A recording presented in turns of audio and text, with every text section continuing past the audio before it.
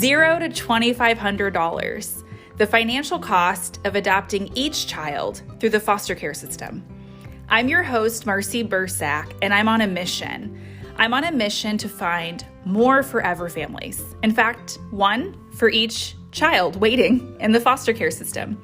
After blogging my journey adopting a pair of siblings, I realized that I knew countless people who had a desire to adopt, but believed it was too expensive.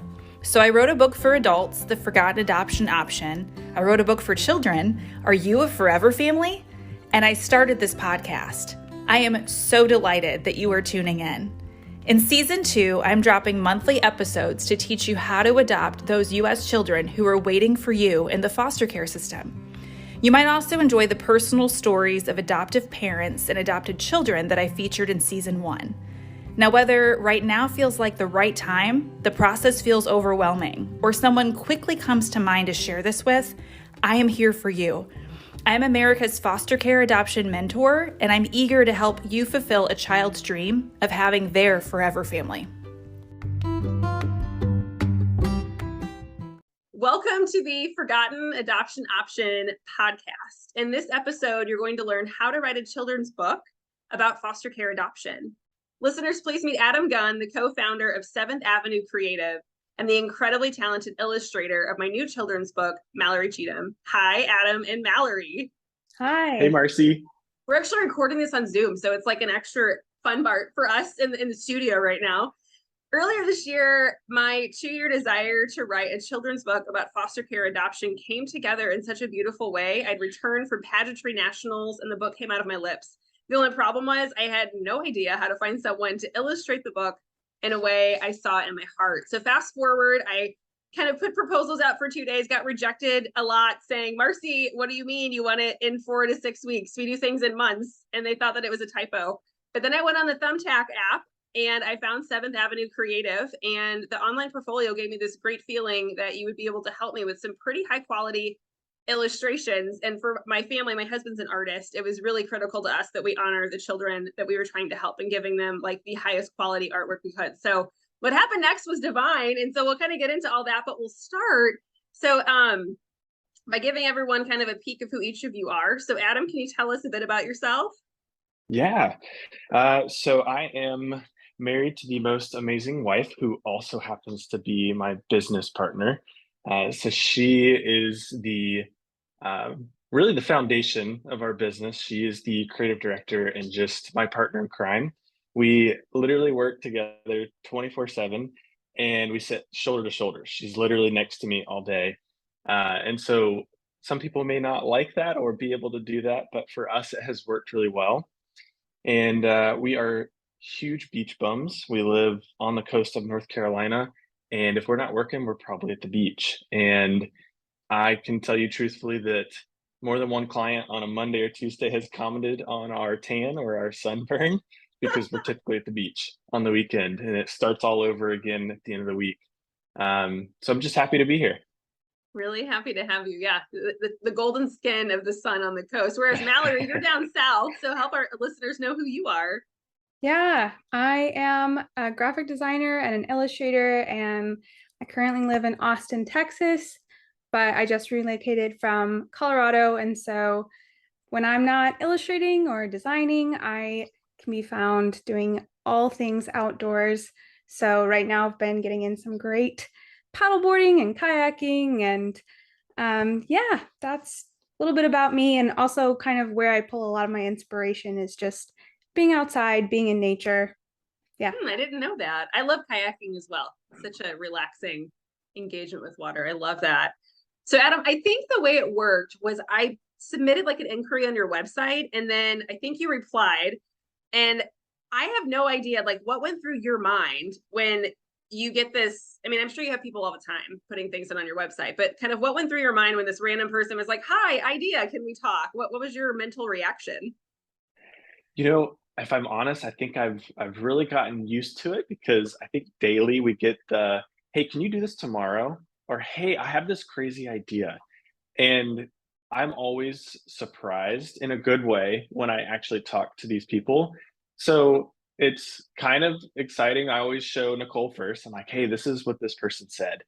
And she's like, all right, let's see what it is. So we find a time to jump on a call with whoever it is. And so for you, it was super exciting actually, because you have a mission and a purpose. I sometimes get the most random request. And so to find something that is actually fulfilling a mission and that means something and that it impacts people, it got me really excited. That's amazing. I love that it wasn't like you almost like attract people like us that are like, hi, idea Yep. tomorrow. But you responded really quick. And like, I think we had a call the very next day. And Mallory, you were very quick to be like, yep, I had some different examples of children's books I was inspired by. I remember you asking me about that. And so I'm curious for you, what brought you eagerness to really help draw about foster care adoption?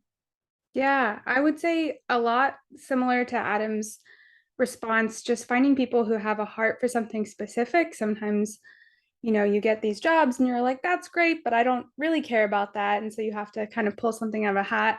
But to get to hear someone who has a story and like a specific mission and vision, that was really unique. I also just love illustrating.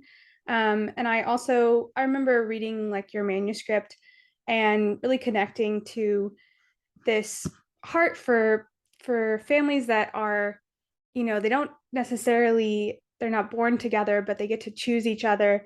My cousin is adopted, and so I remember reading it and thinking, man, if my aunt and uncle had had a resource like this when she was little, they would have loved that. And so getting to sort of put a put imagery to, that story, something I automatically knew I wanted to do.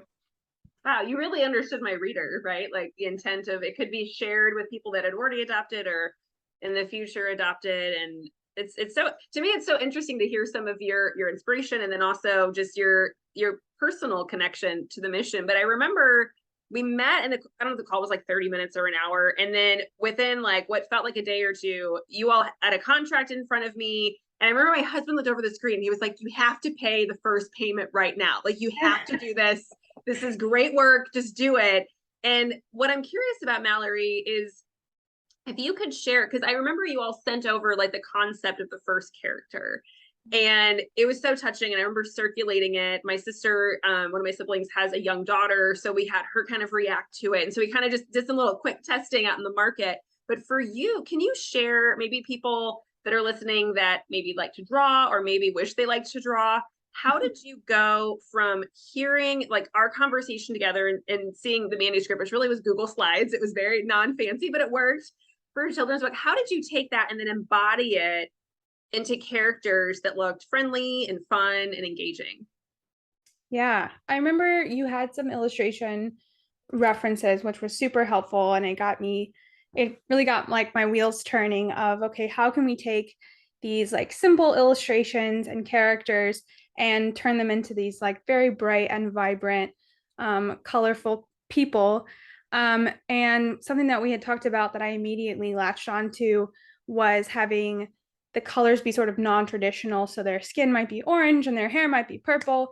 And that was super fun. And I think that gave me like a lot of creative freedom, which as an illustrator, I really appreciate. I don't like to be like too narrowed into one style. And so I did, I believe we sent you like two different drafts of the character. And that kind of got me sort of in your brain, so to speak, and thinking about, how you want these to play out. And that's also helpful for me, just kind of knowing where your heart is at. And then after that, you picked one, which was great because you picked the one that I wanted you to pick. I gotta be honest. And then from there, you gave me all these awesome, wonderful pictures of people that were real people who had adopted. And that was really fun too, because I got to think, okay, how do I represent this family that's sort of like this family, but not specifically them, and embody people in a little bit of a different way. So I think a lot of the inspiration just came from thinking about you and your family and how do we take that but make it fun and engaging and accessible. I think we're all kind of tearing up on the call. At least I am.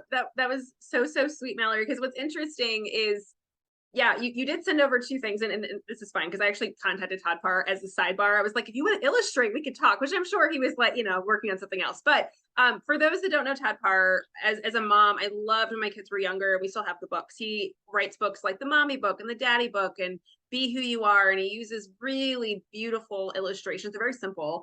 And that's one of the things that I showed Mallory and Adam of like, this is kind of what I'm thinking. And when you're wondering, wait, Marcy, she showed you two things. We only got to see one. So the one that's in the book has more detail to it. There's like pattern on the clothing. And I think we did some more stuff with the face, didn't we? Yeah, it was just a little bit more detailed, more rounded out.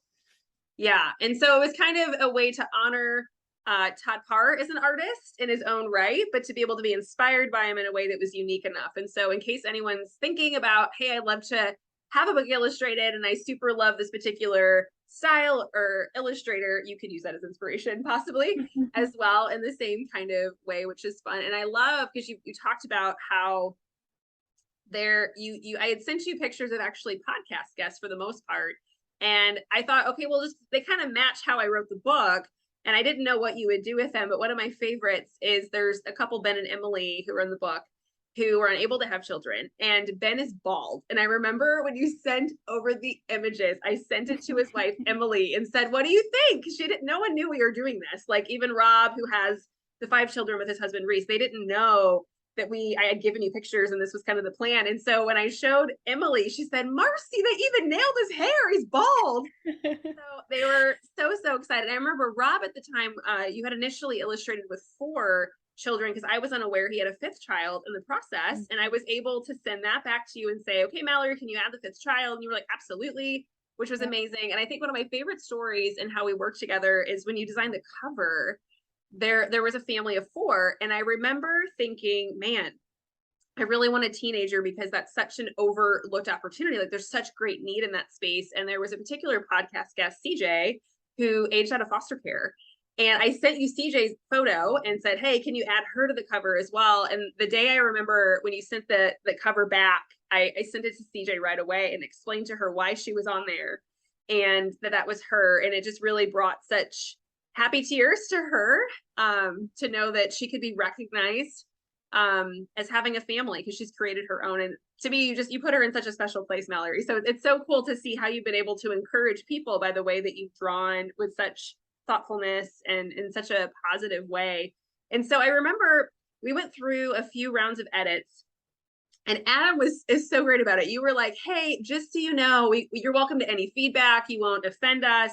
And there's no hard feelings. And Adam, I wonder from your perspective, why was that so important for you to acknowledge that the project wasn't just to meet the deadline, but it was really to design kind of along the intent versus like, let's get it done? Yeah. I think, even outside of, a working relationship, any relationship needs to be open and have good communication and willing to do the hard work to make things right, whether you're having a conflict in your relationship or you're working on accomplishing something together. It's all about doing it well versus just getting it done. And I think that just carries through business. And like you're mentioning, it works really well and you're really happy and that you've seen the success of a book that was worked hard on versus just got done. And so we feel that's important to express with every client, especially the no hard feelings, because in the world of creativity, everybody sees differently. And so, Mallory might see one thing as super creative, you might see it totally different, and that's okay. And so for us, it's, what makes you happy? Like, what is your desire? What's your goal? And let's talk about it. Let's work through it. And so anyone we work with, we always try to keep that open communication because also everybody has a different communication style. Some are non-confrontational and some are more than willing to give constructive feedback. And so if you just make that clear from the beginning with everybody, it makes so much better of a relationship. And I remember I think you reiterated it a few times in our email threads because sometimes I had like nothing to change and you were like, no, it's actually okay. And I'm like, but I've actually vetted this by other people. Nobody has anything to say yet. But I remember when Mallory had all 26 pages illustrated, I actually used my like AirPlay on my phone. And as a family, we sat picture by picture by picture by picture. And I told my kids, I said, hey, you're artists too. let me know if something that's weird or you don't like or could be better. And it was such an interesting exercise as a family because there was a particular child character that like I couldn't there's something on the face, it just didn't look right, but I couldn't like pin it. And then my son pointed out the same thing and I was like, so what is it? Like how do we fix it? And my husband was like, Marcy, just ask Mallory to shift the eyes. And I was like, oh, okay. I just couldn't place what I was looking at. Like it just didn't, and it was such a fun exercise as a family to have, you know, like you just said, like to some people it looks one way and to another it's different. And so yeah, it was what, 2 weeks later, all 26 pages of Are You Forever Family was completely illustrated. You all had used the templates from my publisher. And so it just like was amazing and done and like on time and able to come out in time for a National Foster Care Month. So I'm wondering, Mallory, what did it feel like for you to complete, at least in my opinion, it was a big project and it was fast. Like, is that normal in your world? Or did this feel like, oh, we did it? Yes to both, honestly. Because I work in a branding, because I work in branding, I'm used to having to lift big projects very quickly. And that's just something that I've trained myself to be able to do. But also, with illustrating, like sometimes I can work on a project for months. And your project was very quick. I will say it really helped that I used digital tools, versus like painting it would have taken forever.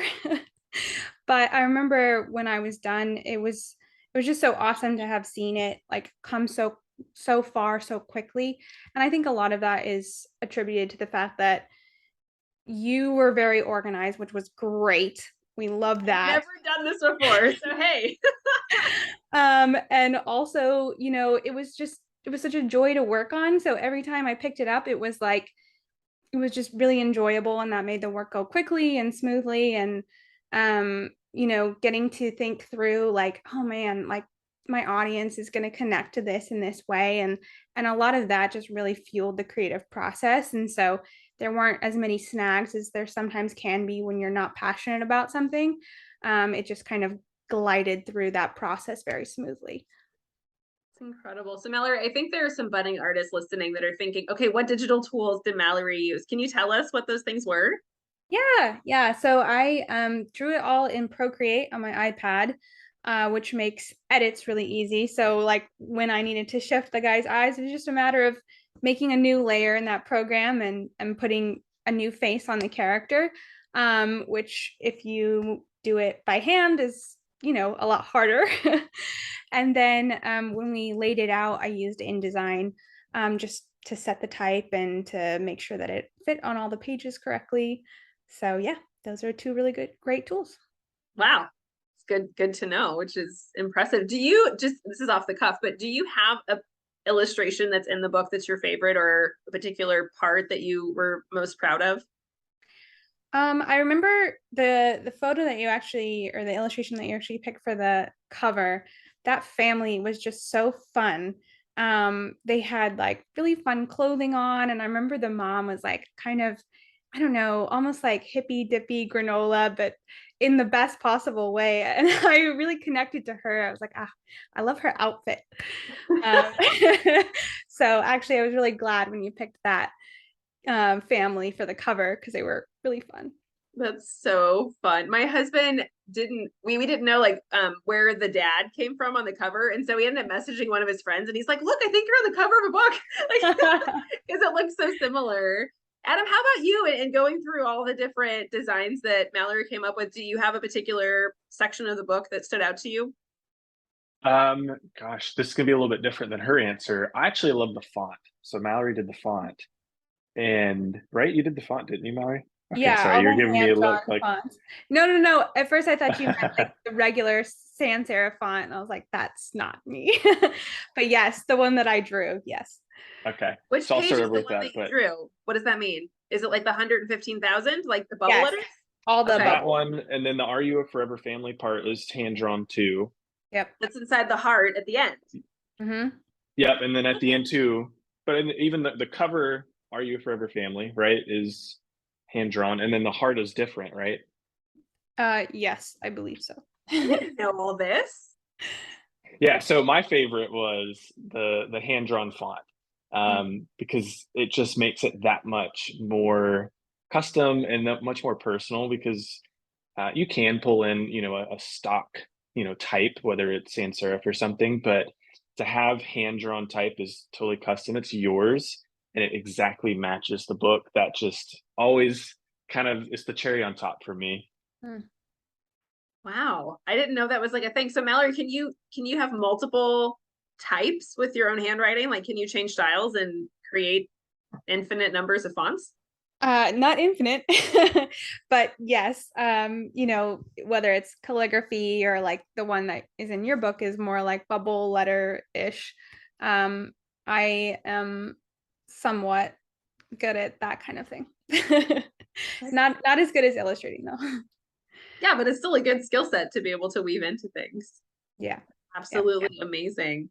Wow. Okay, so we're kind of at the end here as we close. So the question I'd like for you both to answer is there might be a listener out there that's been thinking about writing a children's book, because I've heard this many times. So that I know there are people that are listening right now that are like, Marks, they've always wanted to, but they've always wanted to write a book, but they've convinced themselves that they can't for any reason. Like, no one's going to buy it, no one's going to read it, I can't illustrate it, I don't know where to start.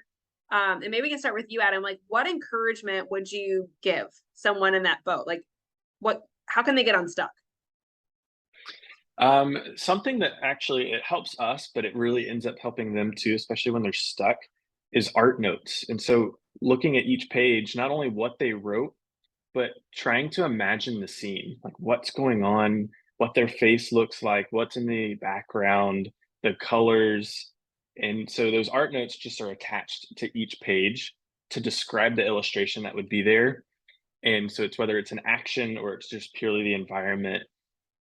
We've found that when an author comes to us, especially if it's their first time, they're like, "Okay, I've got a script." You're like, "Do you have art notes?" They're like, "What are art notes?" It's like, "Okay, let's talk about that." So we kind of talk through the art notes. We'll share some examples of past authors, and they get excited. Like, "Okay, come back to us when you've had some art notes." And so, sure enough, either it's like a week later or a few weeks later, they come back. I did some art notes, like you said, and I did this, and I adjusted my story, and I changed this, and I'm so excited, and I found these different styles that I like. And so we found that art notes have just been a huge thing for different writers, whether it's their third or fourth time or it's their first time, because it took them off the storyline and into like trying to put themselves in the story and trying to imagine what it would be like if they were there. And so that's always fun to see what they come up with. That's amazing. I feel like I did something similar because you were like, well, what do you want on these pages? And I don't know if I like just wrote you an email that was like, this page is like this, or what I don't know if it's in the slides itself, but it's interesting as an author, like for myself, I think about the writing part, not the illustrating part. And so it becomes this almost like, oh, I didn't realize I get to choose this. It's like decorating a home. I didn't know I had to paint the color of the walls, so it's helpful to help people understand, okay, maybe you can even compartmentalize it, like write it and then go back into the art notes or vice versa. But that's incredible to think about. Well, you can verbalize what you want, and then that's kind of where Mallory comes in and says, ta-da, like this is Yeah. maybe how it could look. Mallory, what advice do you have for people that might really want to do this but are afraid or just kind of stuck? Yeah, I think one of the things that I was thinking about with this question is just how when you're creative, sometimes you can hold things kind of close to your chest because they become very dear to you. And you're like, oh, I want it to be perfect. And that pressure of perfection actually like keeps you from trying something that might be scary or risky.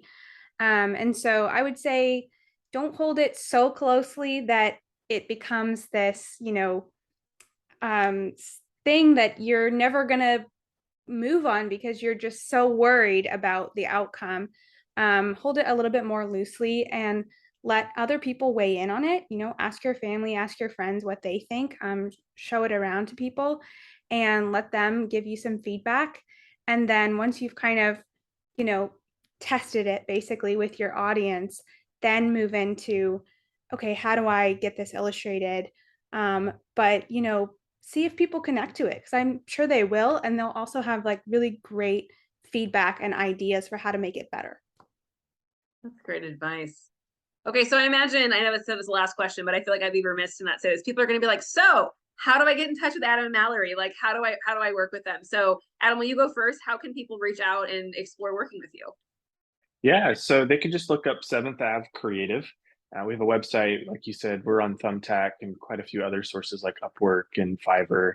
And then obviously they can reach out to you if they want to just hear more about us from your experience. But yeah, just search us on Google, just 7th Ave Creative.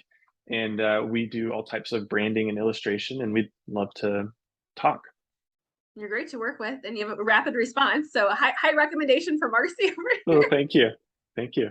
And Mallory, you're kind of doing a different thing nowadays. And I know I've even connected a couple people that wanted to talk to my illustrator. So how do people get a hold of you? Yeah, I'm a little bit harder to get a hold of, but I'm always available to people. If you want to look me up on LinkedIn, that's always like a fine way to get in touch with me, or my Instagram, or I have a website too, that you can also find through LinkedIn. And also Marcy, talk to Marcy and she'll send you my way. So on LinkedIn, you're Mallory Cheatham. And then What's your handle on Instagram? Mallory Grace Draws. I had to think about it. No, you're like, I don't have a subject. And then what's the website they should go to? Mallory C. The letter C? Yes, malloryc.com. Easy peasy. Mm-hmm. So good. This was a blast. I know this is a little bit of a different kind of episode because I tend to interview people specifically that are kind of working in this space or have experience in this space, but I feel like you all have experience in this space. It's just in a very creative, wonderful angle. As a listener of the Forgotten Adoption Option podcast, you are helping raise awareness about foster care adoption and the 115,000 adoptable children in the United States. By leaving a review, subscribing, sharing, and talking about this podcast, you can help children and sibling groups find their forever family. If you'd like more information on adopting a child or sibling group through the foster care system, please visit my website, forgottenadoptionoption.com. There you will find how you can get started and even order a copy of my book for adults, The Forgotten Adoption Option, which will guide you through the entire process. You can also find my book for children of all ages, Are You a Forever Family? My books are available in paperback, audio, and ebook formats, and they might even be available at your local library. I welcome you to reach out to me with questions, comments, and your own adoption story. I would love to hear from you if you're signing up for licensing classes or to hear where you are in the foster care adoption process. You can find me on Facebook, Instagram, and LinkedIn. Just search for Marcy Bursack. I really appreciate you tuning in, caring, and sharing, because every child deserves a family.